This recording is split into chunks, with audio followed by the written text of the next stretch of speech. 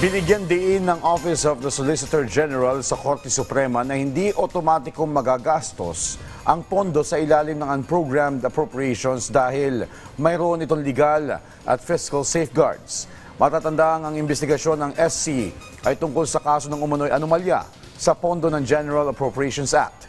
Si RR Tubise sa detalye.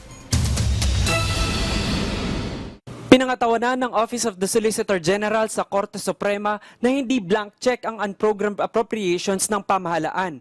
Sa pagpapatuloy ng oral arguments kaugnay ng pagkwestiyon sa pondo ng General Appropriations Act, iginiit ni Solicitor General Darlene Berberabe na may mga legal at fiscal safeguards bago magamit ang unprogrammed funds. It is the position of the Republic that the unprogrammed appropriations is not deficit-inducing, and that generally it is deficit neutral. And why is this the case?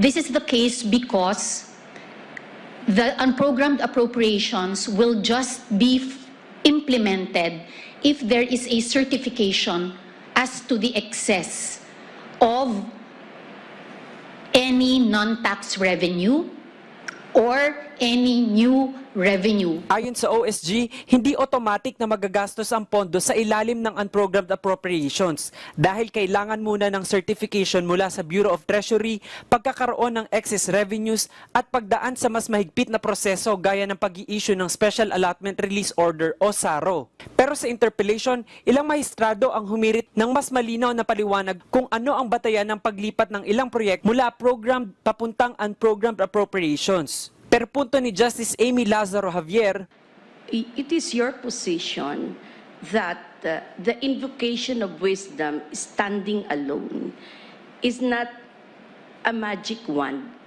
that compels the court to desist from reviewing a case where constitutional issues are involved. sa kabila nito nanindigan ng OSG na ang pagbuo ng budget ay nasa kapangyarihan ng Kongreso habang ang planning at execution nito ay nasa executive. It provided some kind of flexibility to our executive department, and the reason why I add that is since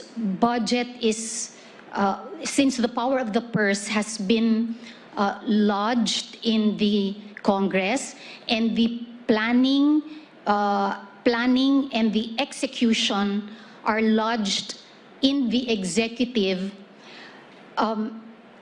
the targets or objectives of how they